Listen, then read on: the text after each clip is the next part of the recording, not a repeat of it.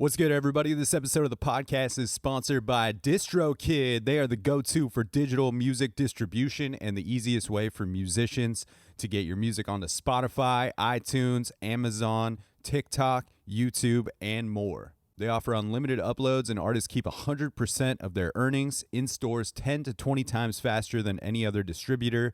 Fastest payouts. They help out with automatic splits, cover song clearance, and all kinds of other amazing tools and templates to help you get the most visibility for your releases. I dig this company and appreciate their business model that offers more features than any other distributor at the most affordable price possible for solo musicians, bands, DJs, studio artists, and any other creators that are producing music in their home, and they also offer label services as well. They've got 3 different tiers to offer creators that start as low as $22.99 a year. That's just $1.92 a month, and even their top tier is just $7.50 per month.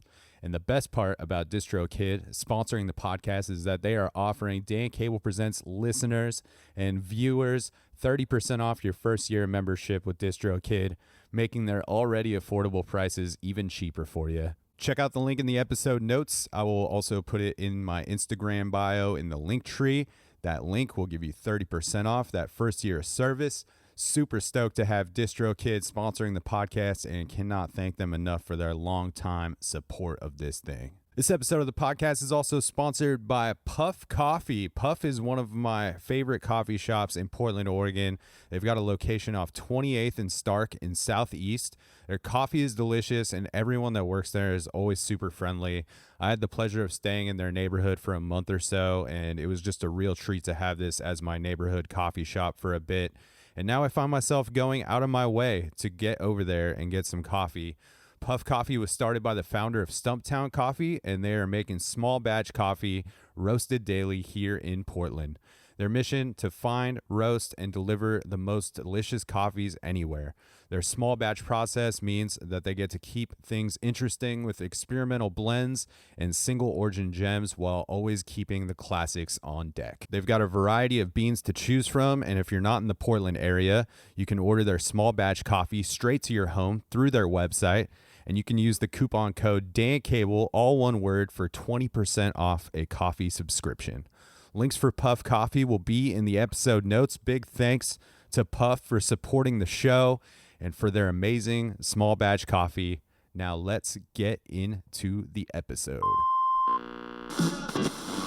Look down at the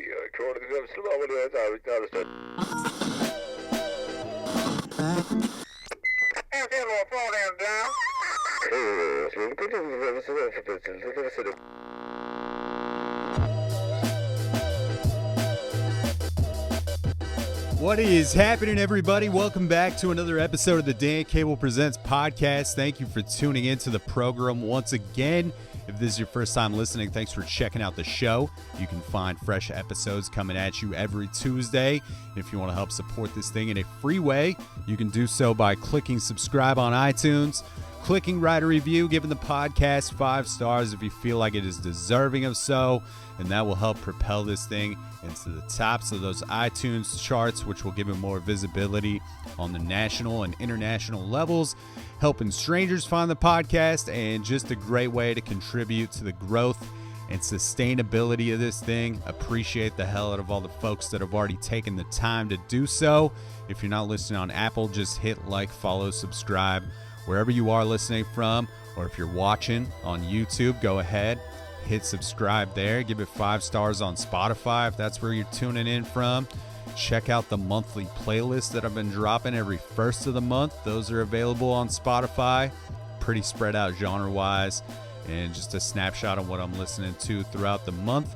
Things that are making it into my DJ sets, 40 tracks every first of the month. The March one is there now, and the links for those will be in the episode notes. Stoked to get into episode 401 of the podcast. Thank you to everybody that checked out the 400th episode. That was a big one for me, and just kind of launching all this video element of things into play. And if you didn't tune into 400 yet, it is a retrospective on the podcast hosted by my friend Ayal. we did the deep dive on me. I was kind of the guest for that one, and it was a really cool opportunity to reflect back on the last 8 years of the show. So big thanks to Ayal for taking the time to do that with me, and thank you to everybody that checked it out. Definitely go back, cruise through that one, and excited to get in to episode 401 with Portland-based musician and songwriter Mickey Newball. This was such a fun chat. I had been DMing with Mickey for the last couple months or so, trying to find a time to link up for this. I stumbled upon his music recently and just kind of fell in love with the songwriting. So it was great to get to hang with him. I got to see him play this Songwriters in the Round put on by PDX Songwriters maybe a couple months back or a month or so ago, and it was cool to see him play some tunes in the live setting and hear some of his storytelling along with the tunes. And this was just a great hang with this dude. We probably chatted for another hour or so after we wrapped the podcast, and I just love his songwriting, and he's got this really great record called Genie Plus Organ, which is available on all the things wherever you listen to music, and we dive into that a bit during this chat, as well as Mickey's music background. So big thanks to Mickey Newball for jumping on the mics with me, cruising through the studio, and for the hang. I really dug this one, and also happy with how things are looking video-wise. It's a little bit different already from episode 400. If you tuned into that one, you'll notice some lighting differences. So let me know what you think of that, and give Mickey Newball a follow on all the things if you enjoy this chat and enjoy the tunes. And if you're in the Portland, Oregon area, there's a few opportunities to see Mickey play some live sets coming up real soon, including this week, March 9th, over at the Fixin' 2, and then March 16th at the Starday Tavern, really great dive bar in the Foster neighborhood in Southeast Portland. And April 20th, 420, bro, Mickey Newball is playing the Landmark Saloon with former guest of the podcast, Johnny Franco, and his real brother, Dom. That was a really fun chat with those dudes. We got very, very buttered for that one. It took us a while to find our way on the Johnny Franco episode, but we got to the root of things. So you can go back and check out that episode from sometime last year. That was a great chat, and all the links for Mickey Newball will be in the episode notes. You can also find my email there if you want to email the show. Let me know what you're listening to. Let me know who you want to hear on this thing. And with all that, we are going to get into episode 401 of the podcast with Mickey Newball. And to play us into the episode, we're going to kick it off with a track called Limbo off that Genie Plus Organ record. Let's do the damn thing. Tell me what's so wrong. What's so wrong? So what is that thing? It's just a knick-knack. I'm experimenting with knickknacks as far as the table. Oh, I couldn't see. It's a truck. It's truck. a Zamboni. Do you know what a Zamboni yes, is? yes. Here, can you? I don't know if we're. This here is is a Zamboni. Oh yeah, okay. So from the back, it was hard to. I don't know if I would have got. Sense. I don't know if I would have got that. It was. You know what Zamboni. this device does, though? Yeah. It does it clean the ice? It just preps the ice for hockey and ice skating. Yeah. What does it actually do? It shaves a layer off. It basically. I'm gonna look really dumb with this situation. I should know, but it basically just like cuts the ice so that it's a smooth layer. Because after skating on it, especially like in the pros, like they just absolutely destroy the ice. Yeah. So after each period, they resurface the ice. Is it spraying? I'm gonna grill you on Zambonis. Does it spray a new layer of water down? Okay. Yeah, it's actively laying down water. It's adding and ice. cutting the ice. At the same time. It's like if a lawnmower was laying down sod and then cutting it immediately. Dude, I'm gonna get so many fucking comments of it, like, this guy's a fucking idiot. He likes hockey and doesn't know anything about how the Zamboni actually works. I don't think hockey fans. It's not a prerequisite for knowing things about hockey. I feel like, I don't know, I pride myself in knowing so much about the game, though. It is my goal, Mickey, to learn how to drive a Zamboni, though. Oh. I would love to do that. Oh. Well, you should start with one of those vehicle lawnmowers. That would be a good vehicle. The ones that you drive. Yeah. I think that's like a a good, John Deere. Yeah. Yeah. Just invest. If we're getting into brands, yeah, you get a big yard. Because how do you? So I'm gonna keep going on this same way. How do you get it? How do you fall into that job? There's no way to. You just work at the ice rink. Yeah. You get a job at the ice rink, and then somebody has to learn how to cut the ice. I've seen these kids out there. They're like 16 years old, driving the Zamboni. I'm sure it's. I would imagine too that it's like you do that for 40 years. There's a guy that does it, and he does it until he retires, right? And then absolutely. The young buck takes over. Yeah, and there's definitely like Zamboni fail clips all over of people just smashing into the boards, which destroys the glass and whatnot. Yeah. It's going so slow. It's a wild world, you know. But that's Zambonis. I like it. That's Zambonis for you. And I'm experimenting with knickknacks and my buddy Bert, Okay. longtime supporter and friend of the cast, childhood friend, gave me this Zamboni, and I feel like this is maybe going to be its home for a little bit. It's very nice. I just want to. I want to bring some character to the table. Yeah. I told you we're only on like the second episode of having a full film production. Yeah, here, and I'm honored. I'm super excited to have you here. I've been listening to your music quite a bit. Genie Plus Organ is the most recent record. I've been listening to that quite a bit, and it's the only record. I kind of just like fell for your songwriting pretty quickly, man. Thank you. Thanks. I'm really excited to talk to you. I know. When you got here, you were talking about how you haven't really like listened to this podcast, so you don't know what you're in for. And no. I've always tried to not like read too much if there is any like information on the guest, because I don't want to ask questions I know the answers to. Yeah.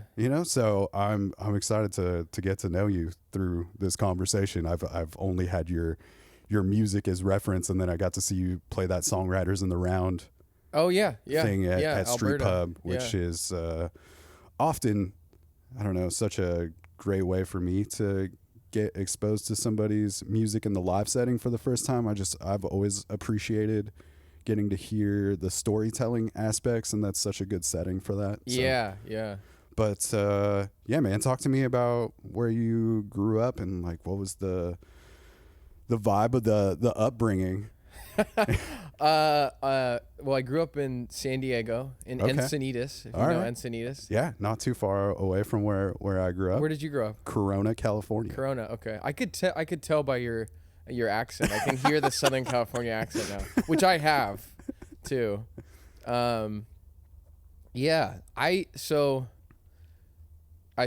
played drums for a long time. Started in high school. I don't like San Diego, by the way. You don't like it? I don't like it. I hated it growing up. What did you not like about it? Well, for people when they hear I'm from Encinitas, they think I live on. For your listeners that know Encinitas, they think like on the 101, like I'm right on the beach or something. I grew up in the inland part of Encinitas, like east of the 5. So it wasn't like, Beach Boys every day. And it's kind of, I don't want to shit on San Diego too much, but culturally, I don't really find it appealing. I kind of like, I'll just leave it at that. I didn't like it very much. Okay. But I think that was a good thing in the long run. Like I think it shaped me a lot, and I was into like, I became a drummer in high school. That was your first instrument? First instrument, yeah. What drew you to the drums? Just the physicalness of it, I think. Okay. I think also like I had friends that were becoming musicians and they needed a drummer, and so it looked glamorous. Yeah. It still does. I still feel that way. It's the instrument I always wanted to learn to play. It's like when really I first fun. got into music, I was I want to be a drummer for sure. Yeah, yeah. The one thing about it is it's a pain in the ass to haul around. Yeah. But still to this day, I'm like, I think I have more of an appreciation for drumming now, having like played other instruments and then come back to it. I really like it. Yeah. I always think that that's got to be such a valuable foundational instrument to start on. Yeah. For informing. I don't know. When I think about your music and think about the deep grooves, I guess, you know, thinking about like a track like Sleepyhead. Oh yeah. Which was maybe one of the first songs I heard of yours. Immediately, I'm able to fall into that groove. Yeah. And I got to imagine, you know, the drumming helped inform those types of things and creating that kind of pocket. Sure. Yeah. I would say so. Yeah. Ironically, that song's the only one that has like MIDI drums on it. But it's still like coming through the lens of where you started. I don't know. I mean, I've departed. In high school, it was like double kick. Like I was into like metal and hardcore and metalcore and that kind of stuff. Yes. What were you listening? You're from Corona. You know this. So I have a story about Corona. Did you go to a Showcase Theater? No. I think I went to. Is Glass Box? Is that the Glass House? Glass House. So that's Pomona. And that is the neighboring town to Corona. Okay. I was not too far off. Yeah. Glass Box in Corona. The Glass Box in Corona. Sick. Yeah, but I have this. So I was really into. Do you know? This is embarrassing, but did you know band Poison the Well? Absolutely. Okay, so I was really into Poison the Well. Yeah, I bet you're gonna name a band, and I'm gonna be like, Mickey, this vinyl is in this room. There's Under Oath. There's Thrice. It's all here. Oh yeah, I mean Thrice. I think is still. I think Thrice is still. It's one of my favorite bands of all time. Yeah, they're great.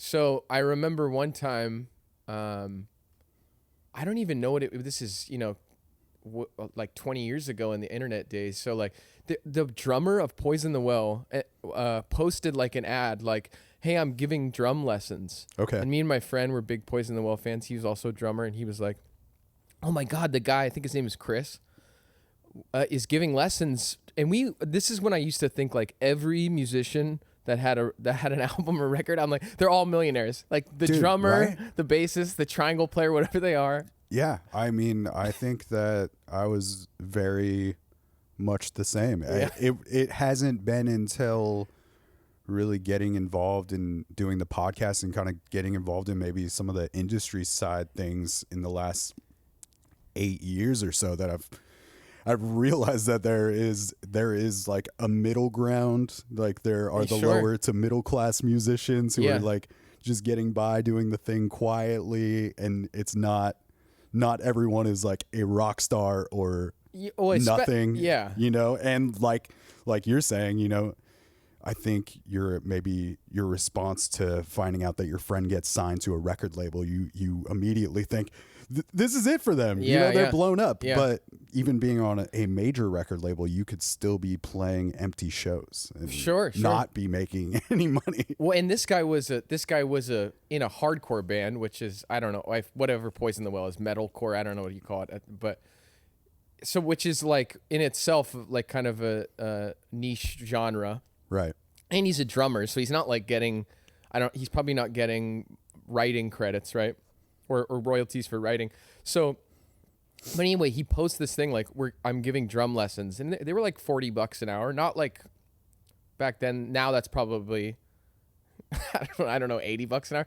But it was not like, it wasn't insane. Okay. But he lived in Corona. Yeah. And so me and my friend drove. We signed up for a drum lesson, and from Encinitas, this is like an hour and a half. Yeah. When you're like 16, that's a huge it's a journey. Yeah, it was ridiculous, and I'm wearing my Poison the Well shirt, and I remember he had like this. He was in one of those like little townhouses where they're like townhouse duplexes. Yeah. And it's in his garage, and he's got his drum set, and he's like, well, okay, well, like, show me what you can do. And I started playing. I'm trying to remember the song. Like 12/23/93, I feel like it was the name of the song was like a date. Okay. And but this was like, a Poison the Well song? This is a Poison the Well song. You played his song? And I did it so wrong. Like I didn't. And I was like, is that how it goes? And he's like, no, dude. And then he corrected me, but it was really fun. But anyway, that was interesting. It's driving really Yeah. far to meet this drummer who was like, I loved, that was one of my favorite bands. And that drummer was like my favorite drummer. Yeah. So I got to meet him. lots of double kick blast beats that you were playing. I don't know if it was blast beats, but it was a lot of double kick. Okay. Yeah. And was that mostly what you were listening to as well? Or were you like always listening to like a pretty wide range of stuff? No, in high school I was into that stuff, and like later on, I didn't grow up in a you know, my mom was playing like maybe Michael Jackson, but like Paula Abdul and Yeah. Madonna. lot I of grew up pop with like a music. single mom, and it was like pop music of her generation. Okay. So it's like generations back. So no, I didn't like the early memories of the Beatles was, I don't know if you remember this. I don't know if you're around the same age as me, but like, do you remember those commercials where there was like, it would be like all their hits and it has the yellow writing with the blue screen. Yeah. And it would be like, I remember the Beatles one, cause I didn't know who the Beatles were. And it'd be like 5 seconds of a song, like, down, it's been a hard days. And then it would go like something, you know, and then it would go to the next one. Yep. And all those other compilations too. Yeah. But so all the kind of like old stuff, the vintage stuff, like 60s and 70s stuff, I got to in college, Okay. way later. So I mean, yeah, I think I don't know, my time with spending a lot of time listening to the Beatles catalog wasn't even until I moved up here like 10 years ago in my late 20s. I just wasn't listening to too much of that stuff. Yeah. You know? But so were you playing shows in this band, like high school band in the hardcore scene? Was there a lot couple. of not tons of shows though?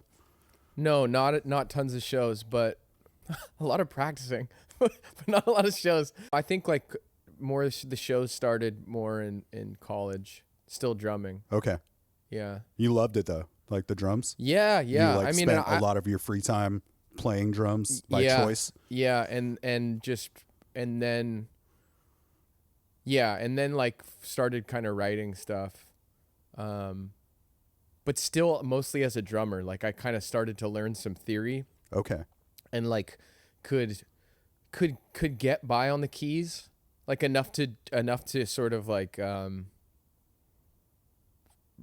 rudimentarily like execute ideas and stuff. I couldn't like sit down and play Bach chorales or anything, but I You could use it as a songwriting tool. yeah, I had like a little bit of a melodic outlet. And then there's like also the percussive element of the keys a bit. Yeah, know? yeah. Makes sense. Yeah. You know. So what did like writing as a drummer look like for you? Like when you were starting to explore songwriting? Well, it started out I've always been like singing as a kid and stuff. I've always sang. So I think I would be in bands where I would sing one song in the set or something, and then that led to like I started singing lead in bands where I'm drumming. Okay.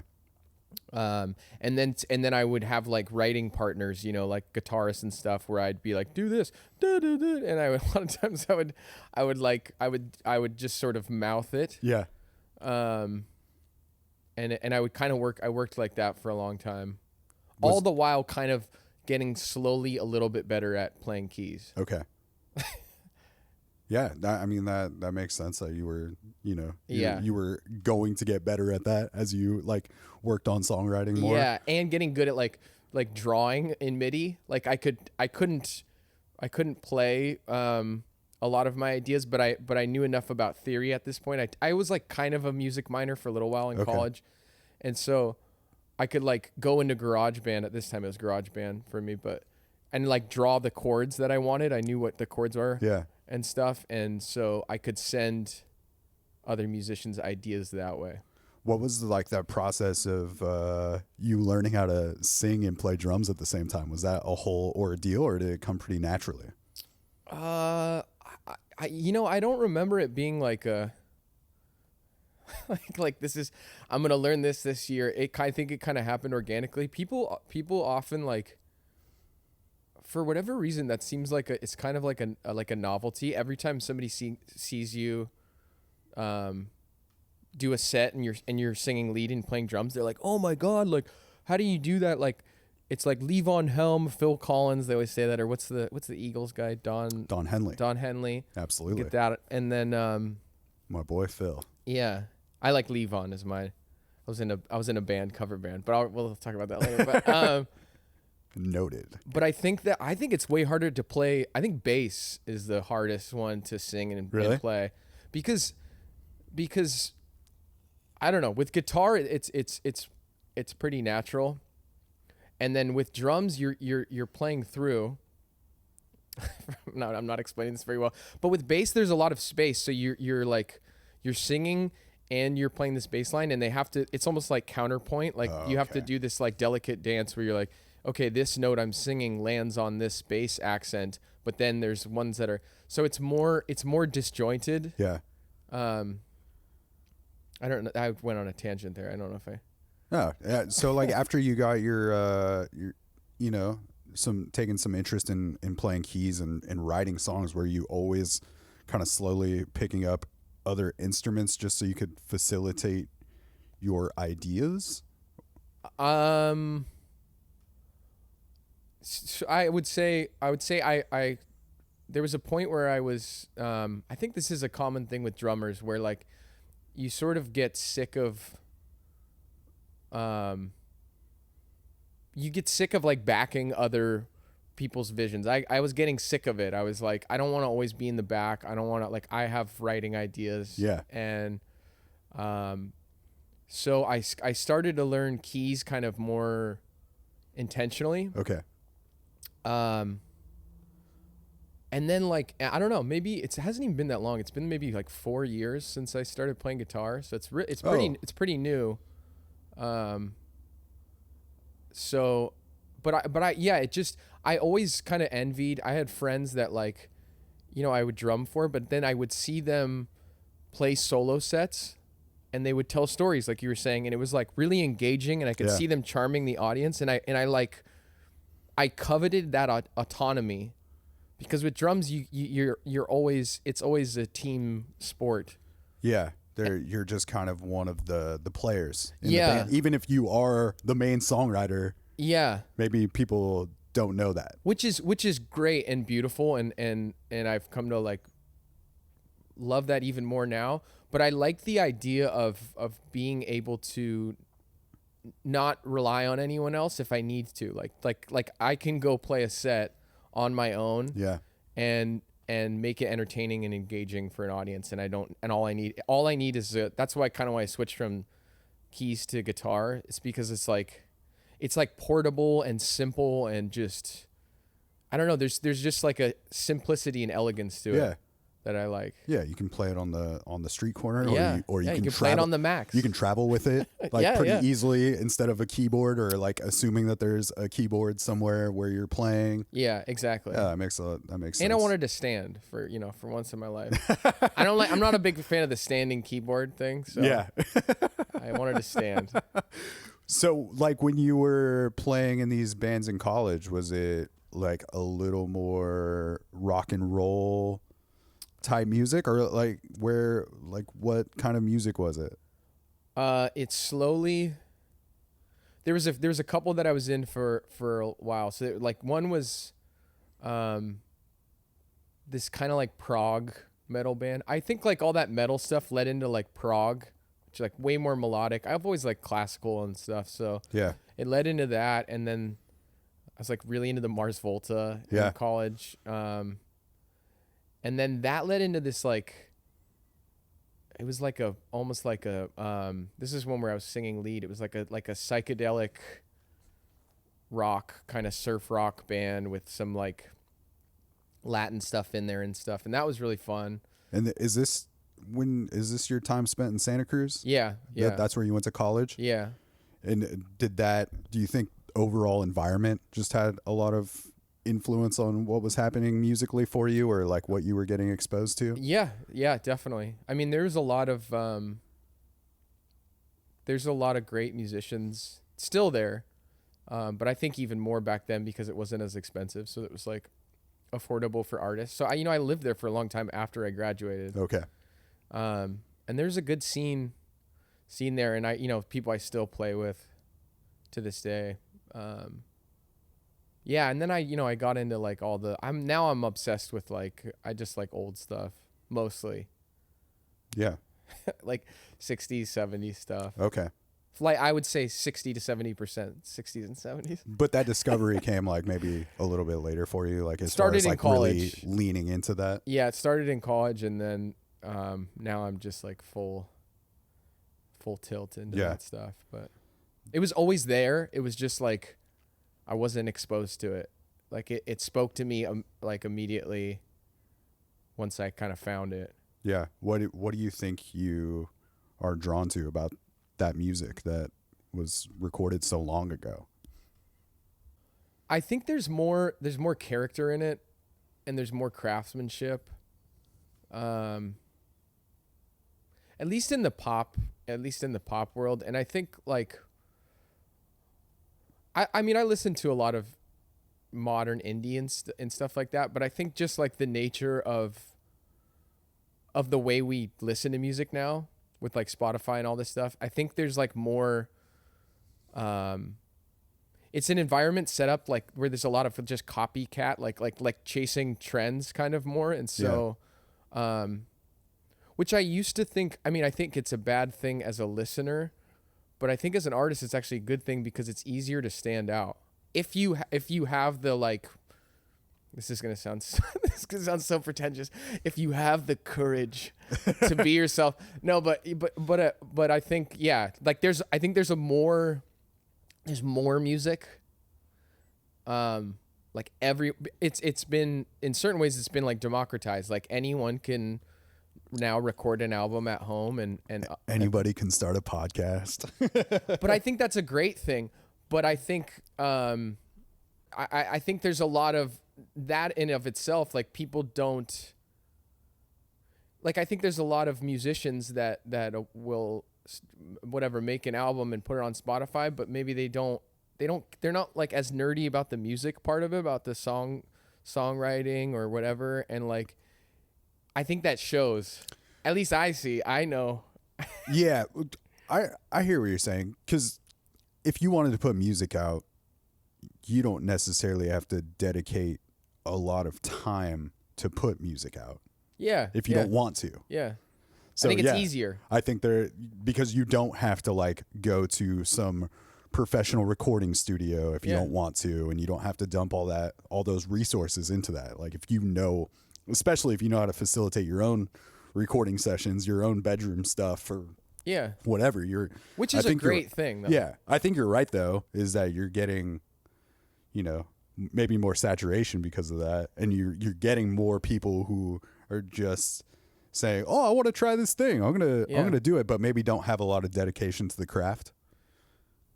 Yeah, I mean, I'm walking a fine line here because I think that's a great thing. I think that's a great thing that like it's more accessible to everyone, but the sea of shit is bigger, basically. Yeah. But at the same time, I don't want to like intimidate people into not pursuing it. But to me, this is all the tangent of like, why do you like this stuff? To me, like this, I think I can a lot of times I can hear when the care and craft is there. Now I'm just ranting. Do you think it's like an authenticity thing that you can like feel in the music or in the songwriting? With that 60s and 70s stuff? Yeah, but I guess there's a lot of shit in the 60s and 70s that I just don't listen to, and it's forgotten to time. So I don't know. Maybe my argument is moot, but I don't know. Yeah, I shouldn't. What the fuck do I know? I'm just one guy. What was your music like before you started maybe putting out those first few singles a few years ago? Like what did the early songwriting when you started playing your music? It was sillier. And you stepped out behind the drums. Like, yeah, what was the vibe of that stuff? Well, it changed. I don't want to name any specific bands because I don't want people to look them up. But like that surf rocky kind of one. It was like silly and like satirical. Okay. And almost like bad taste lyrically, but it was supposed to be. It was kind of a joke. So that stuff was sillier. Yeah. And more tongue in cheek. But you really enjoyed like the aspect of writing lyrics. I think the lyric writing in that band was definitely like backseat. It was secondary. Okay. It was more about like, I think we were more about the live performance because it was like a big party thing, and It's a party band, creating a fun experience. Yeah. We were more about rocking. When do you? Okay, I guess like when do you maybe start spending time writing things that are maybe more introspective or self-reflective, or maybe using lyrics as like this tool to process the world or your feelings? I think when I started getting into that to just more into that kind of music, because I think so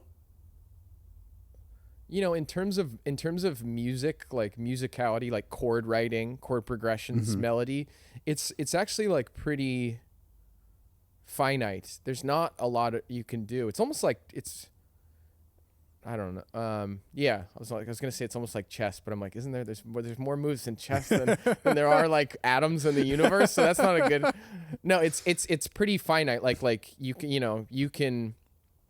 do. I don't know if you know music theory, but like you could do like a 12-bar blues song, right? Okay. 12-bar blues has been done.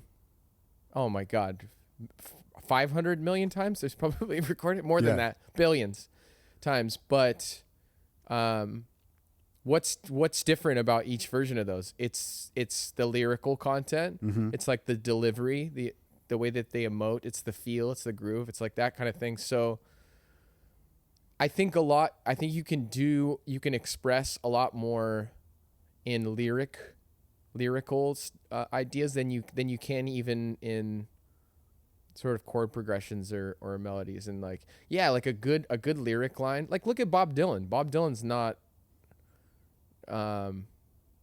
chord progression wise, it's all really simple, but Not the greatest singer either. I mean, I love it now.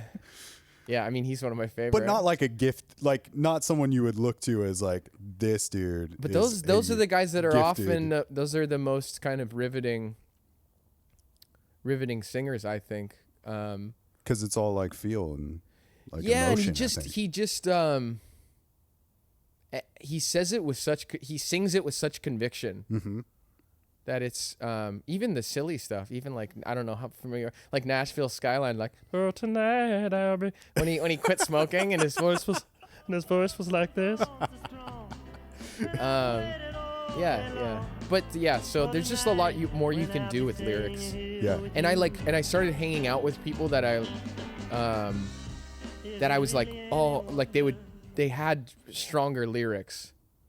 I've played with people on both sides of the spectrum of like ones that are like lyrics don't matter, and the other side that's like, you know, it's just different games they're playing. Spending a lot of time like crafting lyrics as well. Yeah. But did it always feel like pretty comfortable for you to like personally express yourself that way when you did get deeper into the songwriting? I think so. I think I've always liked writing, and I used to write like little limericks.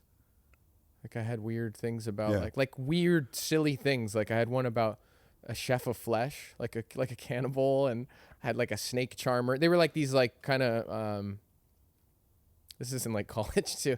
Like little like limericks about characters. I always kind of like that stuff. But I don't personally think that my lyrics are particularly like I'm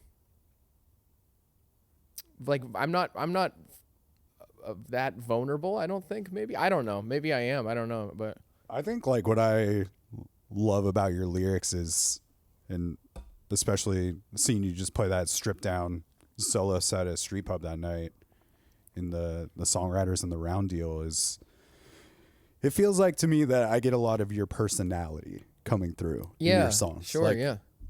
Listening to you talk that night about the songs and then listening to you sing your songs, it feels like it's the same person. Well, I hope so. You know? It is. Well, it's, I mean, I don't think it like always like works out that way. And not to Sure. say one is more authentic than the other. I think there's like different things call for different, Yeah. you know, voicings and whatnot.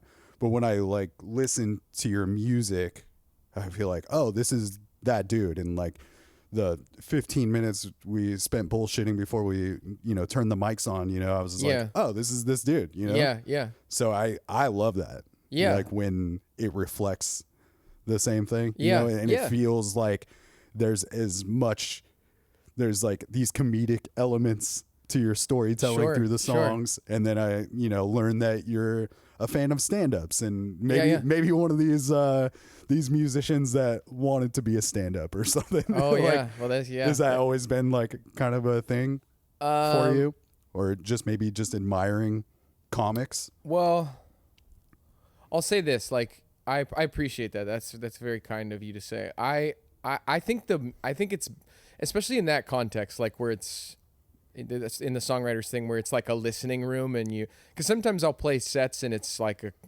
noisy bar, and like I can't be like, this song is about blah, blah, blah. Like you know your spot. nobody to do gives that. a shit. Like you have to play to the rooms. You have to Right. strategize. Like, okay, I need to like be just more rockin', and they don't like tonight. Lyrics don't matter, and the story doesn't matter. But when it does, I've found that this all is pretty new. That storytelling kind of thing, and I'm playing guitar solo. I found that like when I'm honest and you know, speak with candor and just like, and also like don't censor myself. Like don't be like, oh, I shouldn't have said that, and just Yeah. like speak my mind. Like people like that more. And it's like refreshing because it's like most people that go up there and they do that kind of thing, they're like really scared. Yeah. They don't want to. I don't know. It's just a hard thing to. It's a hard thing to put yourself out there. So I try to like, everything is supposed to be in sync. Yeah. To me, it's like also when I'm watching you, it doesn't feel like you're trying to be funny in your storytelling. It's just like a natural part of your delivery. You know, it's like an unintentional thing. So Oh, that's good. It doesn't come across as like super hacky or like maybe you telling a story a particular way that you've done over and over. Yeah. It feels like very in the moment. Like I remember that night you played this particular song where you were talking about you were like on a trip with a partner or some sort, and like realizing that this relationship probably wasn't good, and just like, your delivery surrounding that was really great. And then I get to hear you play the song, which I just love that stuff because it just gives, for me personally, I think I've talked about this a lot, is just gives me this additional thing to like really latch onto. Sure. And I don't think it's always necessary, and I also don't think that it like necessarily destroys any mystery to the thing all the time. Yeah. You know, and I know that that's a fine line, and it's funny because I listened to, you have this live set from maybe like over summer that's on YouTube. Oh yeah. And I enjoyed listening to it a lot. I mean, I think it's this kind of cool like just room recording. Yeah. Which is nice because it's this raw recording, but you can still hear how good the songwriting Yeah. is. Shout out to Elliot and Soli of Chamberlain Gonzalez. That's another band in town that was at their house. That was a show you did with Wellesley. Yeah. Jack's the homie. Amazing set. Yeah, love Jack. Yeah. And there were some moments there where you again did some storytelling, you know? Yeah, sure. And it provided some context for these songs that I've become familiar with. Yeah. That I've listened to, like Pablo a bunch. Yeah. And then I heard that story. And It just made me appreciate your ability for storytelling through the lyrics. Yeah. Do you think that is it as easy for you to form some kind of maybe fictional based song versus like something that is very like life experience? Or is it always kind of like a mix when you're writing? Okay, well, so all that like story, preemptive, like telling a little story about, that's all pretty new. Like I would say in the last year, and I wrote Pablo, like, let's use Pablo as an example. Like Okay. I wrote that song, I don't know, maybe 4 years ago. And so I didn't have the like, he's a real guy. He didn't do all this stuff in the story.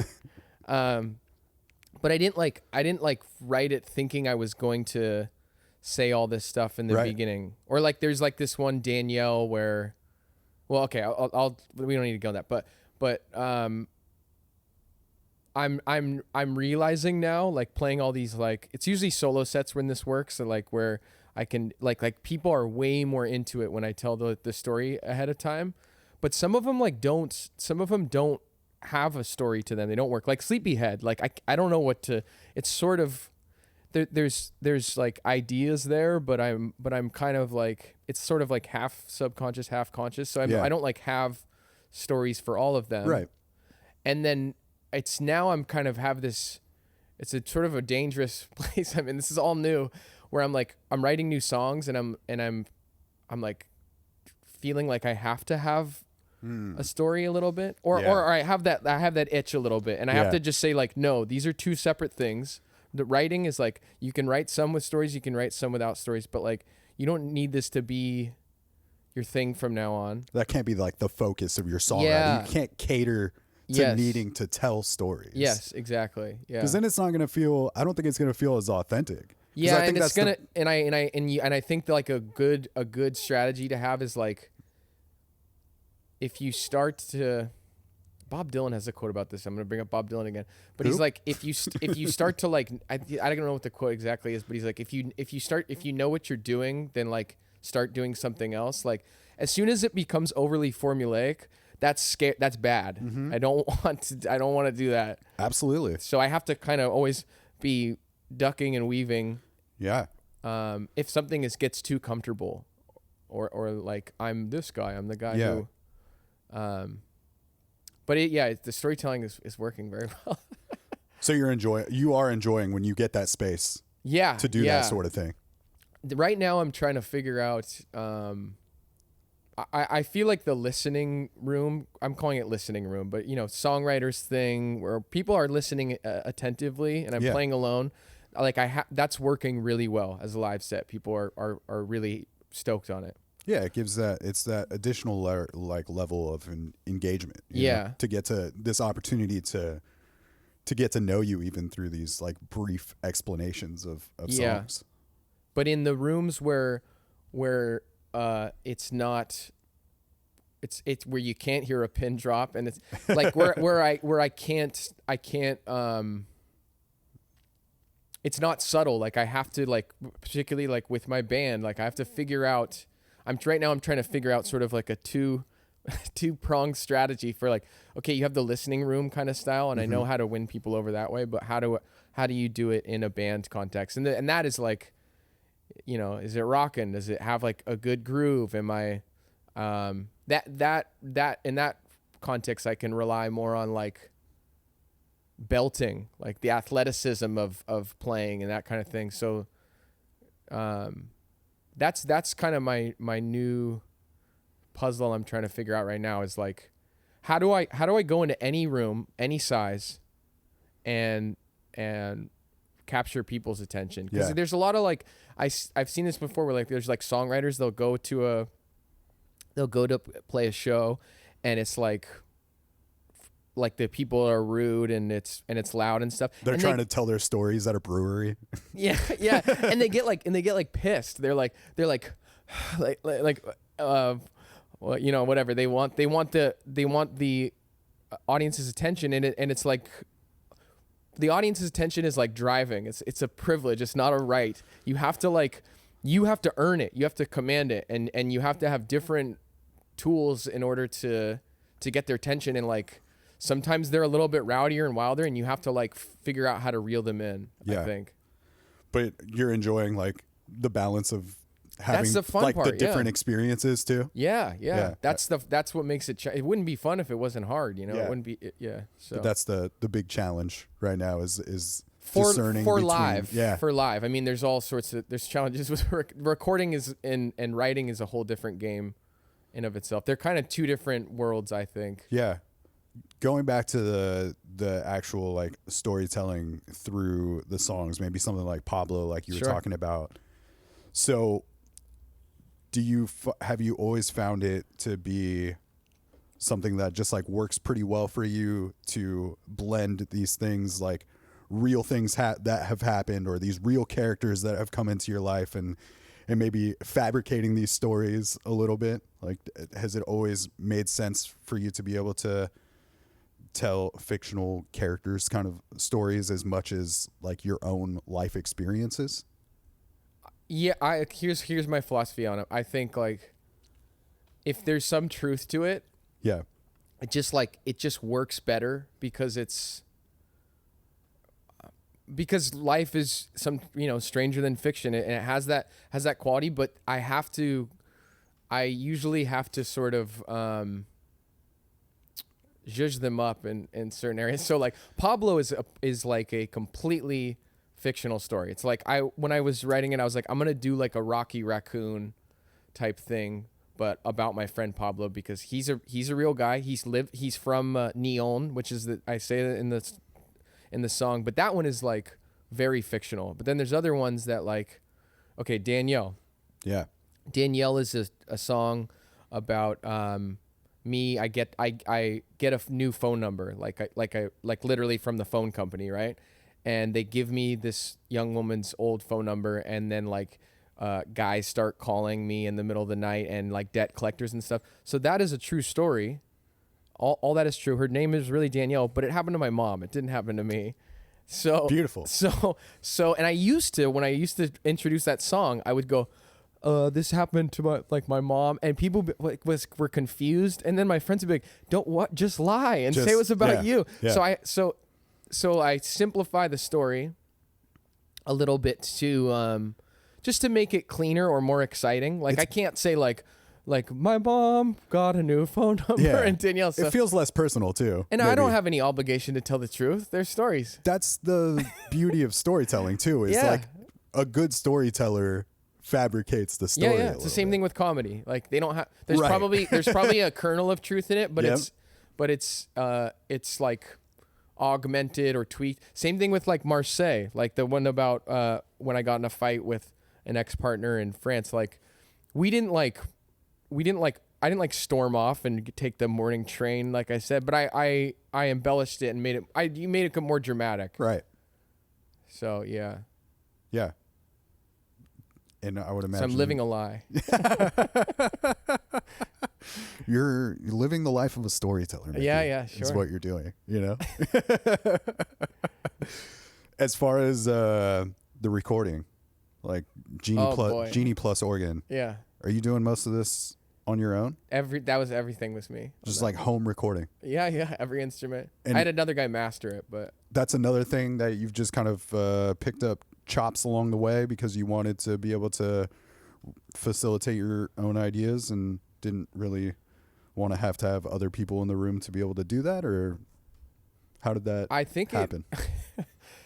I learned how to do it from recording drums with friends. Okay. Like I learned like how to set up mics and like an interface, the basics. Yeah. And then I think it kind of actually started from like a negative place. Like I kind of had a chip on my shoulder, like I don't need anyone else. I can. And then it kind of turned into this thing of like, well, I don't know how to play bass, but like I could bring my friend in and have him do it. But it sort of became the impetus for learning how to play all the instruments. So I'm like, well, if this is what better way to learn it than to have to learn it. Yeah. Because I'm recording it. So that's kind of how the playing all the instruments, I figured out how to do that. And then I had other guys mixing it. I'm also kind of like a control freak when it comes to this stuff. And like I would use one guy for one song and then try somebody else, and like mixing is fucking expensive. So I ended up just being like I like I'm gonna learn how to do this too. I'm gonna learn how to mix. Yeah. And like my mixes are not, they're not. I mean, you're they're, right. They're dude. simple. I just try and keep it like super simple, but you know, it's not overly like mixed or produced. And I think that's like kind of the problem I have sometimes is like if you send it to a mixing engineer, they want to put their stamp on it.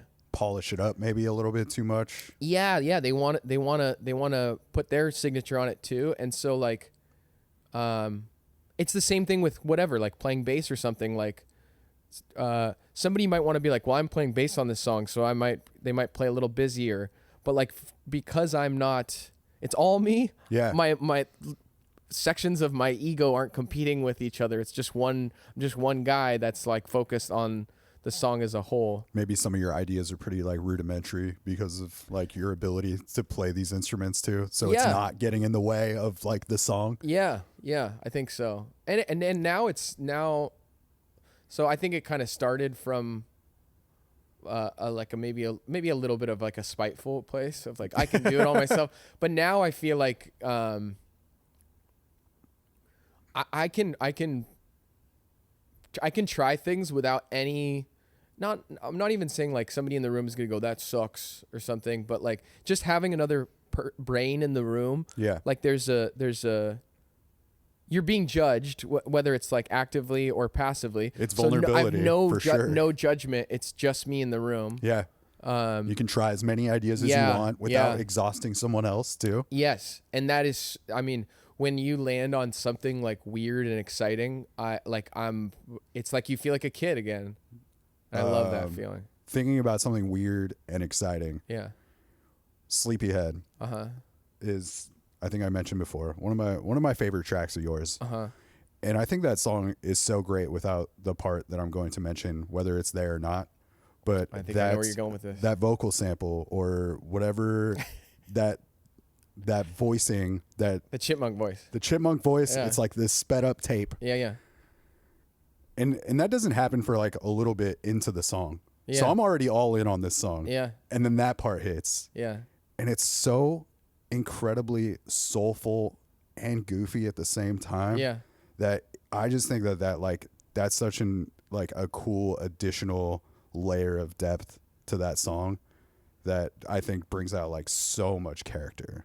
That is so sweet to hear because I have a story about that part. Yeah, I want to know. I was curious how that came about. Okay. And like maybe how deep into the process of that song you already were before you decided to introduce that part. So that's me singing on that. Okay. It's not like a sample from another song.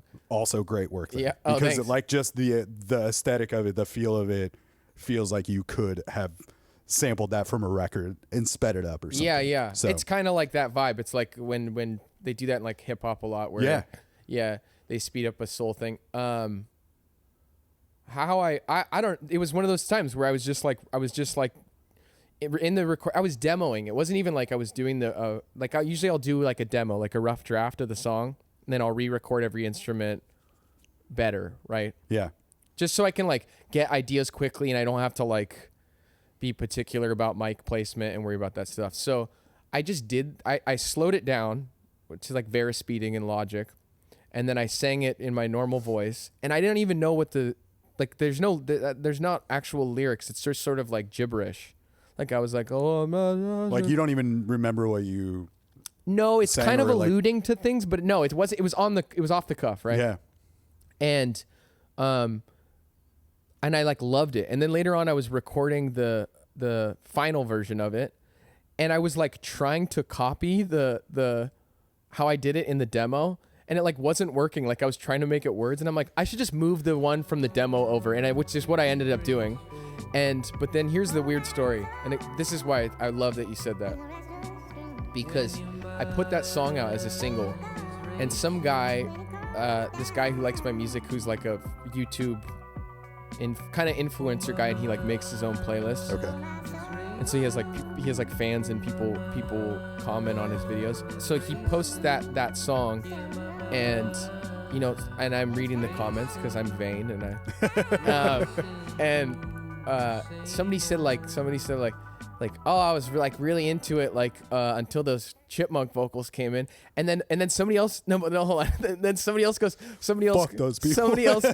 somebody else goes like yeah, like what the hell, this would have been an instant hit if you he's like, you ruined the song. He's not talking to me, he's just anonymously, and it was so hurtful, like for like maybe 8 hours, but I just was like, I have to have tougher skin. I do have tougher skin even since then, but yeah, also you're right, like fuck those people. It's also like nobody on the internet, there's going to be a lot of people that like, if you do anything that's not safe or like unexpected, there's going to be those fucking haters. Absolutely, dude. There's going to be people that comment about what records are up here. Yeah. There's not going to be anybody commenting, actually, but we'll hope. I'll actually hope. I like it. It's a good spread. Like you got Phil Collins' head. He's my favorite. Yeah. My favorite of all time. It's it's peeking over the just a quiet little peek from Phil. No, like I said, dude, I think that to me, that song was so good from the jump. Yeah. But that part to me made it extra special because, like, dude, I'm so glad you say that because that's how I felt about it when I recorded it. And then that guy on YouTube, I was like, maybe I shouldn't have done it. Well, because that's one of those moments where you made a choice. And to me, that choice gives the thing more character than it ever would have had without it. Yeah. You know? Thanks, man. That really does mean a lot to me. So, yeah, I'm glad you took the risk on it. feel I'm glad that galvanized. you stumbled upon it. Yeah. You know? Yeah. And I think that is like one of those cool things that you stumble upon when you are doing kind of everything by yourself. Yeah.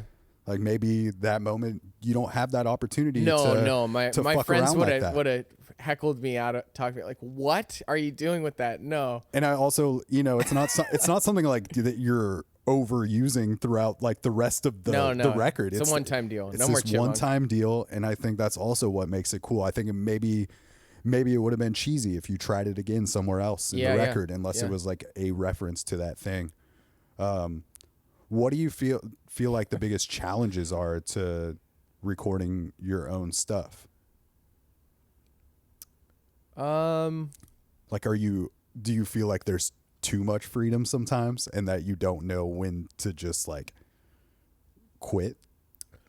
Not so much anymore. Honestly, the hardest part about recording, getting good drum sounds.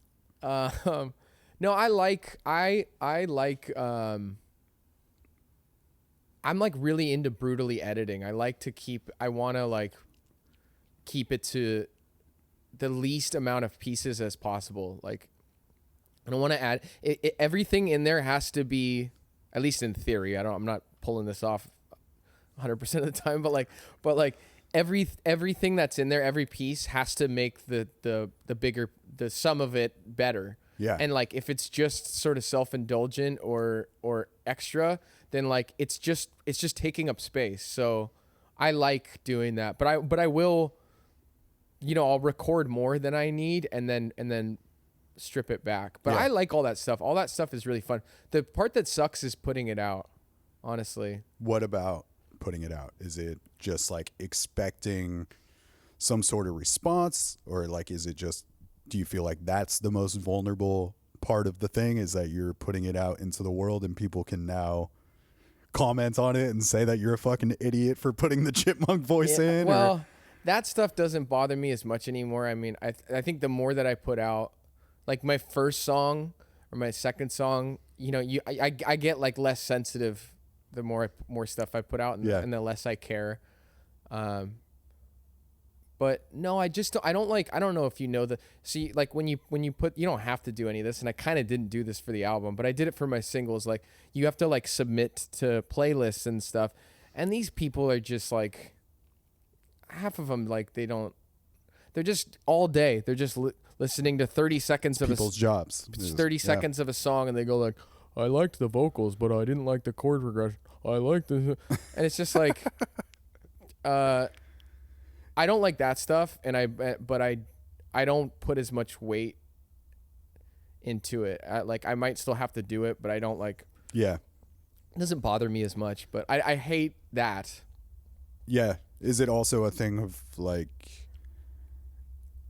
is it hard for you maybe when one song like does really well and like maybe an expectation for the following songs to do as well, like on streaming where the numbers are so transparent? Maybe like Ruby Jean seems like it got What the hell tons happened? of plays.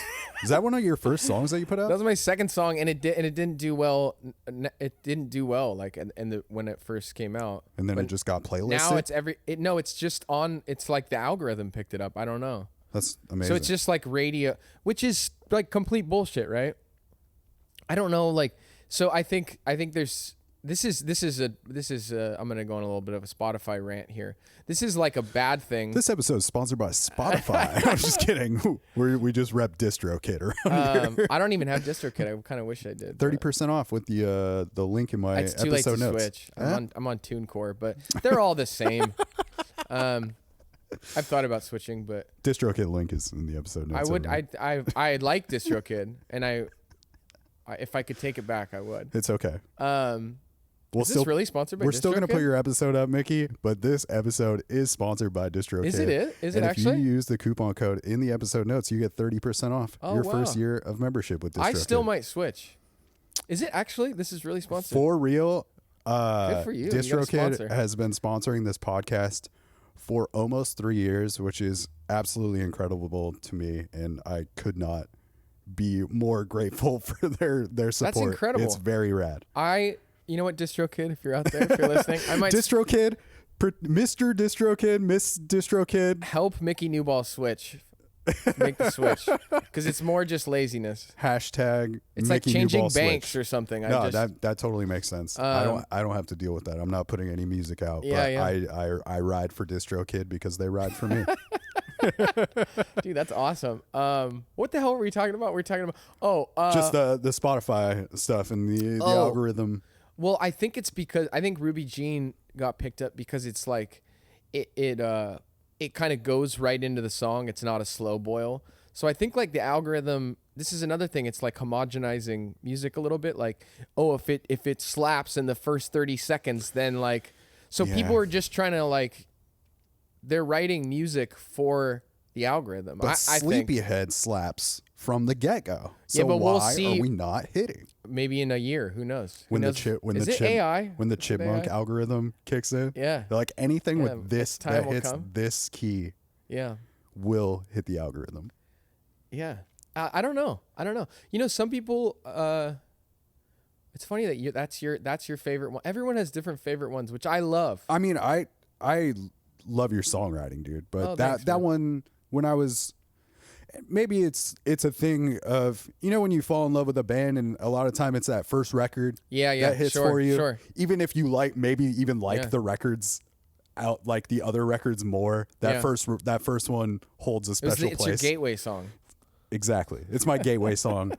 As far as making the Genie Plus organ record, what did you enjoy about that process? It's your first, you know, full-length record versus these singles that you had put out. Yeah. What do you feel like that experience was like versus doing the singles thing? Like, did you feel like there was this room for like longer form storytelling, or like just the art of putting together a collection of tunes versus just releasing these singles out into the world? Well, to be honest, it was kind of like, it wasn't like I didn't like put it out like, oh, this is conceptual, and I'm not even sure if it's particularly cohesive. It's just sort of like what I had ready to go. Yeah. But what I did like about it was that when I was doing those singles, this kind of goes back to the submission thing and all this stuff, is like, when you do one song and then you have this, like, you're doing your own marketing and release stuff for it. it sort of like poisons the process a little bit. Poisons the well. Yeah, I was thinking about that. No, I was almost concerned. I couldn't. Yeah, it poisons the well. I hope the drummer from that podcast, from that band, listens to this podcast. I'm gonna send it to him. I think his name is Chris. I don't know what his last name is. Chris, if you're listening, Mickey became, you changed the game for him. Oh yeah. You should hear the blast beats in Sleepyhead. Oh my god. I wonder if they're still. Anyway. I think it wears you down a little bit, so I could spend more time kind of in the laboratory, just because I wasn't having to worry about releasing everything. More like that, like more unbroken focus. Yeah. But then at the same time, the flip side of that is like,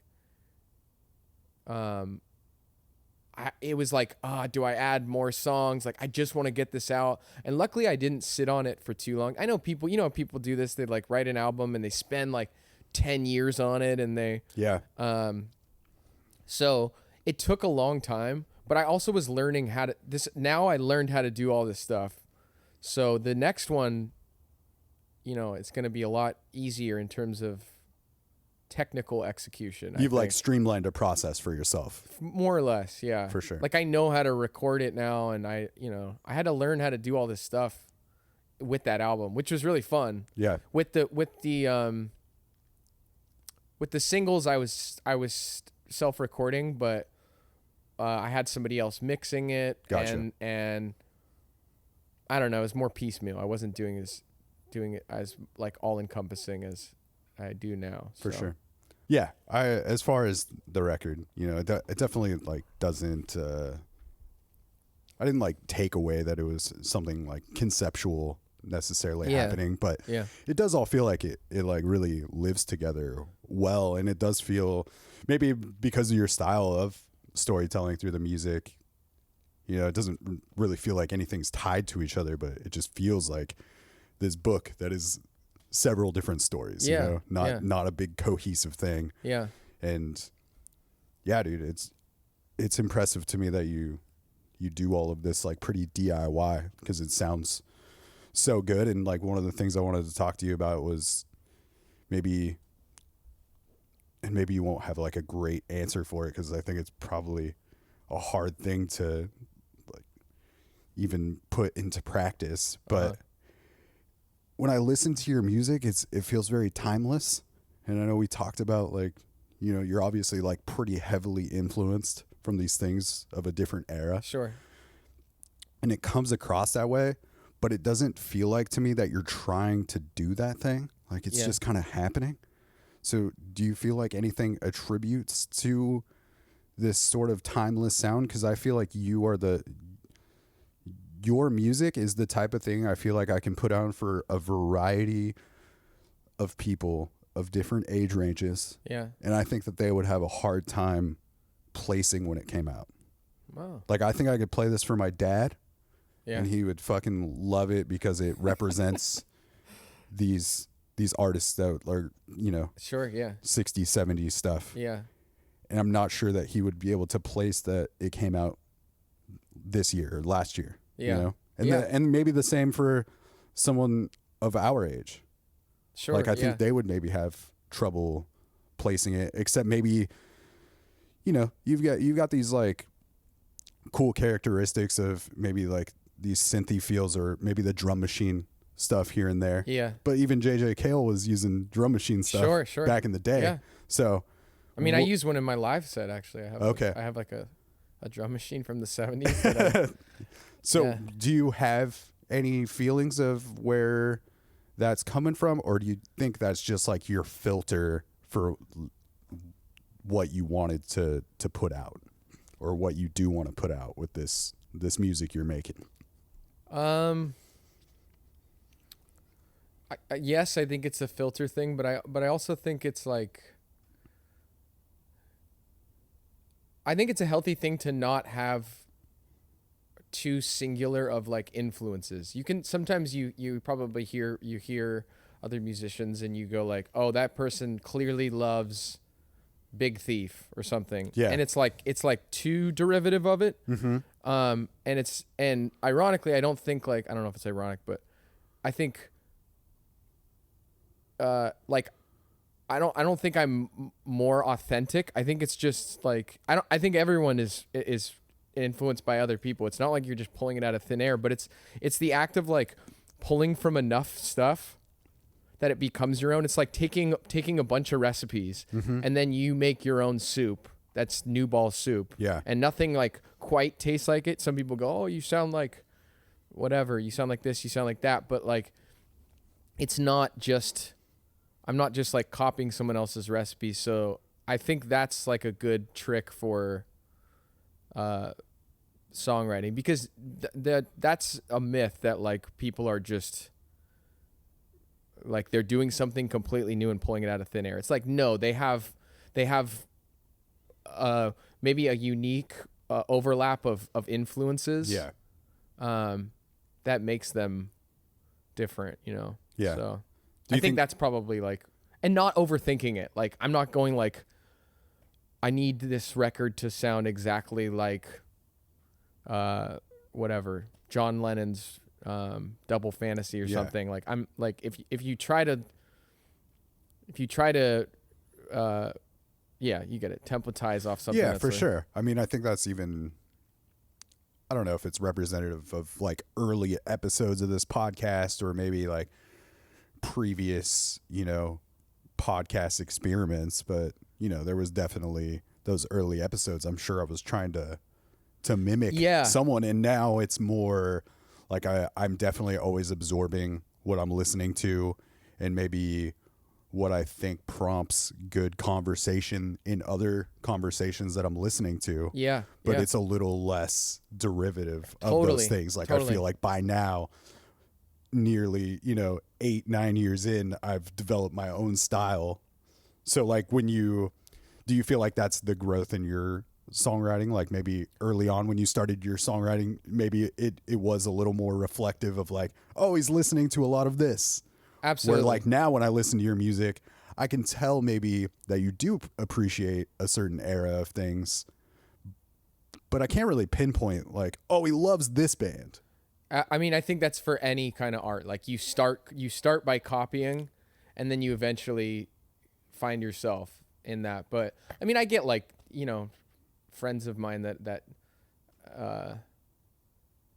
speak they don't have a filter when they talk to me. They go like, "Oh, you're ripping off the Beatles," and I'm like, "Whatever, man." But like, if the Beatles are who I sound the most like, then like, fuck yeah, because it's not like I'm not trying to be sneaky about it. Like everyone knows the Beatles.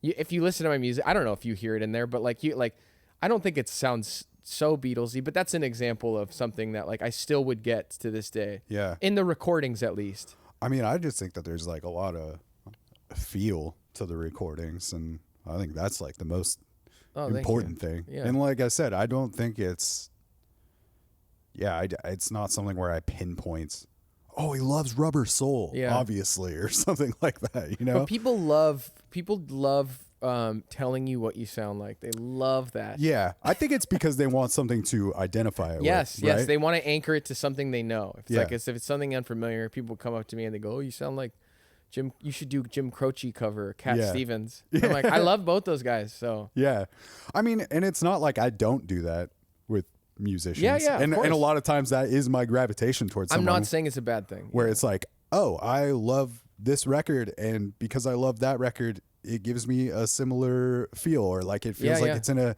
similar spirit. I always love to pinpoint somebody into that, and then them tell me that they've never heard that record before. I think is always an interesting thing, because then it's, to me, just, oh, this is just your voice. Yeah, there's a couple cases where like I got this maybe 2 or 3 times where people go like, "Oh, you remind me of Father John Misty," and I don't listen to Father John Misty at all, and I like don't want to listen to him.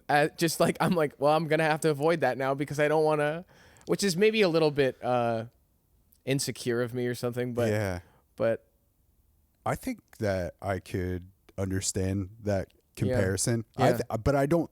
I don't necessarily think it's about the sound. I think it's about your storytelling. Like I could maybe feel where that comes from. Or like you know, being a comedy fan, you hear comics talk about how they can't watch other comics because they don't want to like subconsciously take something from their act, or they don't want to like start voicing things like that.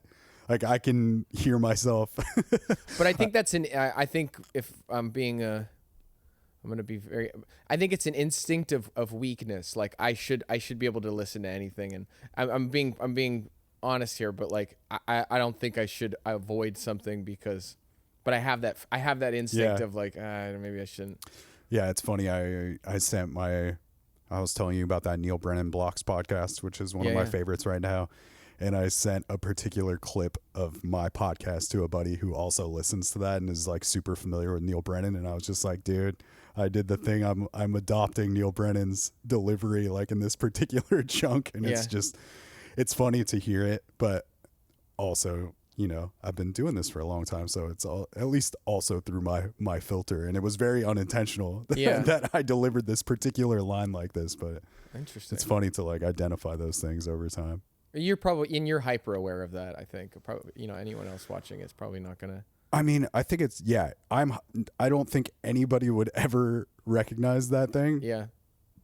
But it's because I'm sitting here doing the editing to this podcast, and there's no, you know, maybe while you're making a song, you have these 4 instruments to pay attention to. Sure. Yeah. While you're mixing it or editing, where I'm just listening to our voices while I'm putting this thing together. So. Yeah, it's definitely under like a magnifying glass for sure.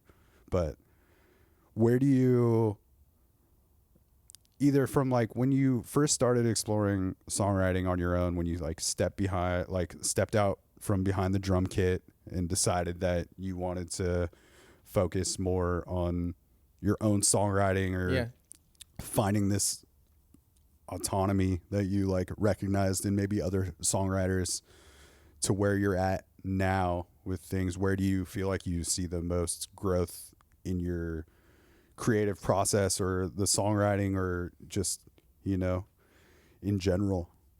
Well, I mean, I think I'm in a really good place right now. I have a lot of new songs that I'm starting to demo right now. So I have a lot of good momentum, and I'm playing a lot of shows and having a lot of fun with my friends. I think I was talking to a friend on the phone the other day, and like, I think sometimes like this is really petty, but like sometimes when you have musician friends and they have some amount of success, you're almost like if you feel jealous, or you're like, oh, they're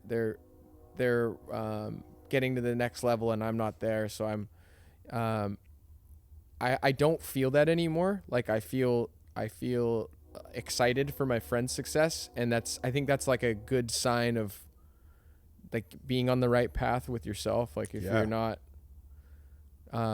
comparing, and you're not worried about, you're just like doing your own thing. And so that's where I'm at right now. And it's feeling really good. And it's a nice, I think like playing a lot of live shows it takes a lot of the pressure off recording, because it's not everything to me right now.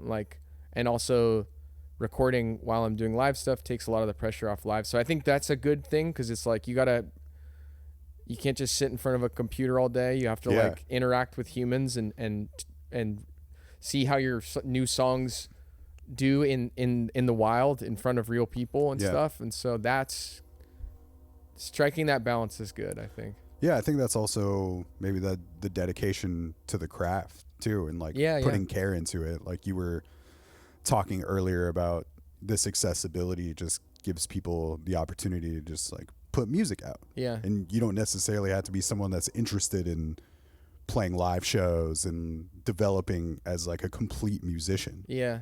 Where it seems like you want the whole thing. Like you want the live experience and you want the recording experience. Yeah. And you want to like figure out how those things like, you know, live together, or like how they inform one another too. Yeah. It's like I think it's parallels with like your inner inner world inside your head and then how you interact with other people. I think maybe that's a bit like of a stretch, but like the recording, like being in your head and like being comfortable with yourself and being creative and artistic with yourself. And then like the live thing is sort of like, how do you communicate with people outside and stuff? So that's like those, it's weird. It's like those pieces of myself and my personality are those are representations of that, the recording and the live. And like, if I can, the more that those reconcile and the more balanced those are, like the happier of a person I am, or the more content and balanced of a person I am. So I don't know. It's almost like a weird, slightly religious, spiritual thing a little bit. I don't know. Yeah. I'm making this up as I go along, I think. I don't know. It seems like you care about it on that level. I care about it deeply. Yeah. It's really important to me. I mean, it's everything. It's like, I'm not, it's like a very spiritual thing. It's my social thing. Like, it's like all my friends are musicians or people who care about music. So it's like everything. It's like what keeps me healthy. It keeps me driven. So yeah. And I think also what you were talking about as far as moving past that point of maybe that jealousy that can kind of kick in when you see other success. Like, dude, that's such a good place to be when you move past that, and that when those things more fuel the fire because you're excited for people instead of the jealous kind of like, maybe angst you have towards those things. Like, I think when you start using that stuff as fuel for the fire of like in a positive way, it puts you in such a better place, and like not feeling like I deserve this also. Like, why is this happening? It's just like, just be stoked for this person that you know that is like achieving this level of success or whatever is happening for them. Yeah, I have a friend who I used to drum for a really long time, and I'm going to be doing a tour with him in May. And I'm opening in the tour as Mickey Newball, and then I'm drumming for him, like still as Mickey Newball. What's that? You're still drumming. I don't know if he's going to call me. That's Mickey not my Newball. real name, by the way. But I won't. That's for you to find on Reddit. Yeah, you can all go look up Mickey's real name. So. No, but so I used to drum for him for a long time, and he sent me his new album, which is not released, like private thing to practice the drums. And it's beautiful. I love it. And it's really good. And just like what you said, it like fueled like I was so inspired by it, and just like listen to it over and over again a couple times, and, or, back to back a couple times. And then like, just like, I think I pumped out a couple songs like right after that. And it's just kick ass, and it just got me excited. Like you said, it lit the fire. And maybe me 5 years ago would have been like, fuck these. Yeah. It's like also that idea of, I think over time you want to maybe bring an opener that is just as strong as you to like inspire you, instead of maybe bringing something that's like underwhelming to someone. Yeah. That's that's not inspiring to me. Like, I don't want to see somebody that's not as good as you to compare it against this thing that is much better. Yeah. But where are you at with speaking of just like playing drums in your buddy's band for this tour, are you in a much different place now as far as like accepting those roles of getting the opportunity to just play drums, and like, do you appreciate it on such a different level now that you do have your own outlet for your own music? You hit the nail on the head. I don't even have. I got, that's it, folks. That's Mickey Newball. I just got congas like maybe 2 months ago, and I mean, drums are still a pain in the ass to haul. That's the one thing, and I'm getting and they're set up in my room where I record, so it's like I like every time I got to break them down, and it's not good for the drum set, even if you have cases and stuff. But so I like the congas are my favorite, and I play bass in my friend Elliot's band, Elliot OK. Check him out. He plays in my band, and I play in his band. We've been playing for over 15 years Yeah. probably now. So yeah, like I mean, yeah, you said it. It's like I appreciate it a lot more. It's so much fun. I actually kind of like, so I like the songwriting things where I'm playing solo, but right now I like playing in the band context. I like being a supporting member more than like the guy up there. It's this weird thing. It's like now that I'm not a drummer, like I don't like that my back's turned to my friend. It's weird. Yeah. You know what I mean?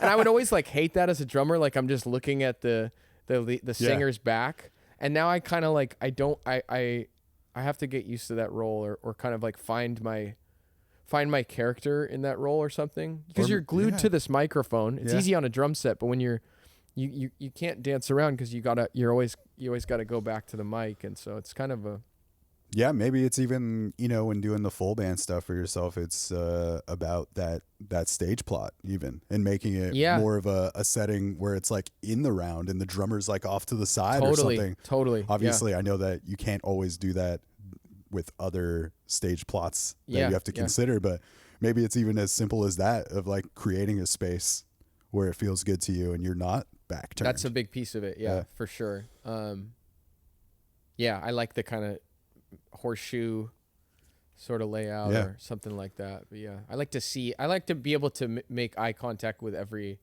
member, For sure. If they make a mistake, I go find them $5. Just joking. I'm the one making the most mistakes. Right on, man. Well, dude, I love your songwriting, and I'm glad that I got this opportunity. Your podcast, man. I love your podcast. Thanks. I enjoy it. This is the only one I've experienced so far, but now I can go back and watch. I'm glad that I've gotten the opportunity to like sit and hang with you and talk. Like I said, I just think that so much of your personality comes through in the music, and thank you. It felt like you already felt like a familiar person out of the handful of DMs that I've had with you over the last like month or so of trying to set this thing up. So I don't know. You just felt like nice. I'm glad. Familiar I to me. feel the same way about you, Dan. Sweet. Mission accomplished. Yeah. You feel good about this? Yeah. Hell yeah. Awesome. We're going to play the episode out with Danielle, since we talked about that one. Okay. Yeah. And Mickey, we end every episode of the podcast with the guest saying the tagline for the show. Okay. Which is, it's a program. Okay. It means absolutely nothing. And I say it like the program? Yeah, you say it fucked up. You like don't. Pilgrim? Yeah, you don't say. Yes. Okay. You don't say program. You say program. It's just the way that my grandfather says the word program. For some reason, he says program if he's talking about the news. Oh, put on the news program. Record the football program for me. Where did he grow up? He grew up in California. Oh. Also, sometime in Colorado. I don't think it's a regional thing. It seems to be this generational thing. It's genetic. Yeah.